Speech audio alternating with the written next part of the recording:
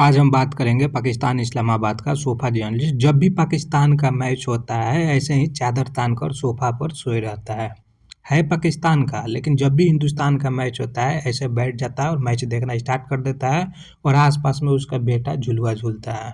और मैच खत्म होने के बाद में ये सोफा जर्नलिस्ट जब भी भारत मैच जीत जाता है अपना डांस स्टार्ट कर देता है, अपना डांस स्टार्ट कर देता है कि हमको पैसा मिलेगा। देखो ऐसे ही ठुमका लगाना स्टार्ट कर देता है। हमारे यहाँ ऑर्केस्ट्रा में लोग ऐसे ही ठुमका लगाते हैं तो उनको पैसा दिया जाता है। लौंडा नाच करता है जब इंडिया जीतता है, जब इंडिया मैच जीतता है लौंडा नाच करता है अपने चैनल पर बैठकर और कुछ नहीं, पूरे दिन नाच गाना इंडिया के जीतने पर। लेकिन ये बोलता है कि मैं क्रिकेट एनालिसिस करता हूँ। सॉरी, मैंने क्रिकेट एनालिसिस बोल दिया। ये तो क्रिकेट एनालिसिस आज तक कभी किया ही नहीं है। अब अपने चैनल पर ये क्या करता है मैं आज इस वीडियो में बखूबी बताने वाला हूँ। ये अपने चैनल पर बहन का रिश्ता करवाता है। किसकी बहन का? हिंदुस्तानियों की बहन का नहीं, पाकिस्तानी है, इस्लामाबाद का है और उसमें भी क्या है, अनपढ़ है, गँवार है, तो इसकी बहन है, बहुत ज़्यादा बहनें हैं, 50-60 इसकी बहनें हैं, पूरा कज़न-वज़न हर चीज़ मिलाकर। तो उनका रिश्ता करवाने के लिए वीडियो बनाता है कि हिंदुस्तान में किसी भी तरह से हमको रिश्ता मिल जाए। अपने माँ का रिश्ता करवाता है कि अपने माँ का रिश्ता हिंदुस्तान में करवा देंगे तो मेरा एक भाई मिल जाएगा। अपनी बहन और माँ का रिश्ता करवाता है हिंदुस्तान में। अब मैं ऐसी बात क्यों कर रहा हूँ? मैं ऐसी बात इसलिए कर रहा हूँ कि ये तो बोलता है कि इसका क्रिकेट एनालिसिस का चैनल है, लेकिन उस चैनल पर 1 मिनट भी क्रिकेट एनालिसिस नहीं होता है। 1 मिनट भी क्रिकेट एनालिसिस नहीं होता है। पिच पर बैटिंग करने की बात करता है। बोलता है कि मैं हर तरह के पिच पर बैटिंग करता हूँ। आप लोग समझ रहे होंगे कि ये मैं वो क्रिकेट वाला पिच की बात कर रहा हूँ। जी नहीं, लड़कियों के पिच पर बैटिंग करने की बात करता है अपने चैनल पर बैठकर। समझ रहे हो बात को? लड़कियों की पिच पर बैटिंग करने की बात करता है अपने चैनल पर बैठकर और ये बोलता है कि मैं हर तरह के पिच पर बैटिंग कर चुका हूँ, काला, गोरा, सूखा, गीला, हर तरह के पिच पर मैं बैटिंग करने का आदी हूँ। ये कौन बोलता है? पाकिस्तान इस्लामाबाद का sofa journalist with 35 year plus experience in field of journalism claim ये करता है कि मेरे पास 35 साल का तजुर्बा है और बात कैसे करता है कि मैं लड़कियों की पिच पर, हर तरह की पिच पर, चाहे वो काला हो, चाहे वो गोरा हो, चाहे वो सूखा हो, चाहे वो गीला हो, मैं हर तरह के पिच पर बैटिंग करता हूँ, इस तरह की बात करता है। तो मेरा सवाल है मोहसिन अली से कि हमको ज़रा बता देना, तुम्हारी जो बहन का पिच है वो कैसा है? तुम्हारी बीबी रिधा हुसैन उसका पिच कैसा है?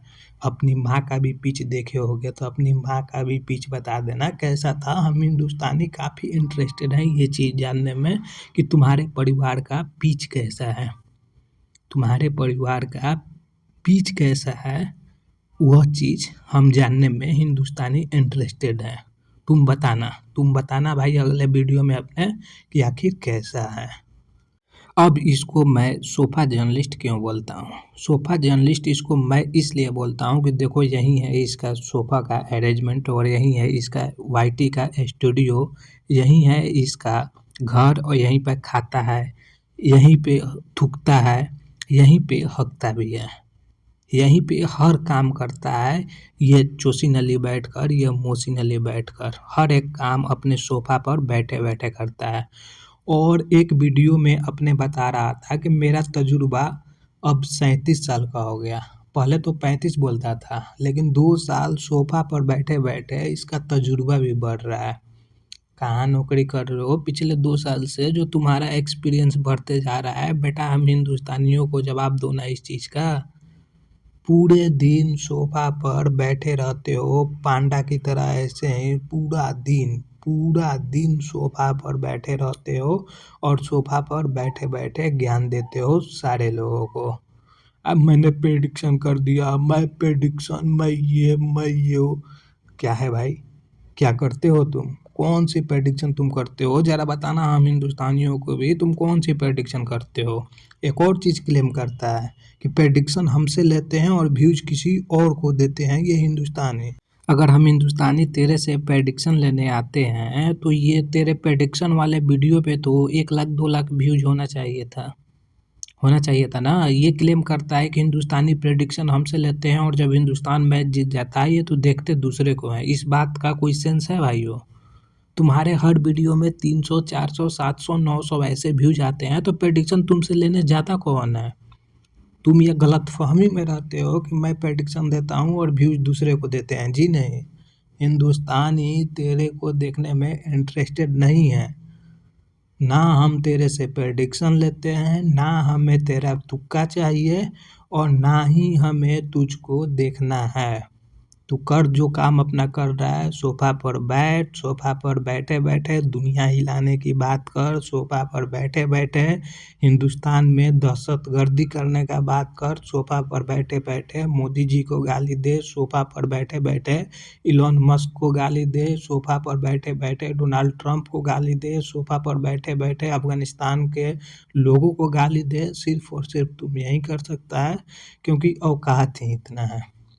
औकात ही इतना है, इतना में ही बेटा तुम सीमित रह गए कि एक सोफा पर बैठकर ये 10 बाई 10 का रूम लग रहा है या हॉल लग रहा है, जो भी लग रहा है, इतना ही तू कर सकता है। बस इतना में ही अपने आप को खुश रख कि मैं सोफा पर बैठे बैठे सारी दुनिया को गाली देता हूँ और इतना ही में तू अपना वाह वाह वाह वाह वाह वाह कर और इसमें अपने बेटे को भी इन्वॉल्व कर।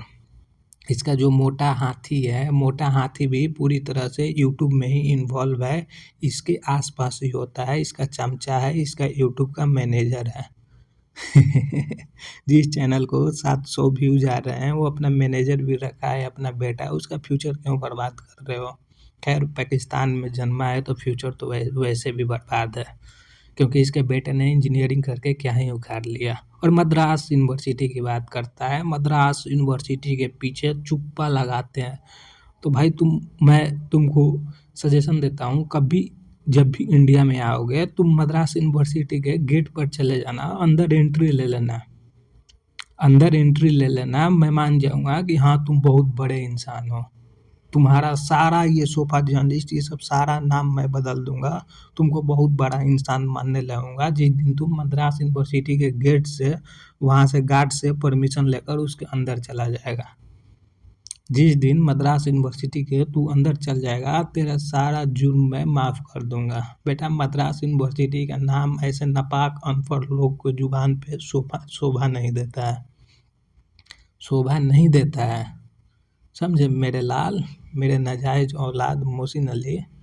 सोफा पर बैठकर दुनिया फतह नहीं होती है, दुनिया फतह करने के लिए सोफा से बाहर निकलना पड़ता है।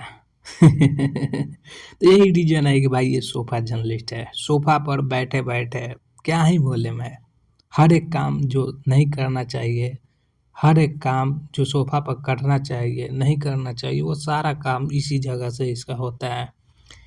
इसका 28 तरह का बिजनेस है जो इस सोफा पर बैठे बैठे ही मैनेज होता है। समझ रहे हो ना कौन सा बिजनेस है? दोनों सोफा सटा दोगे तो बिजनेस स्टार्ट हो जाएगा।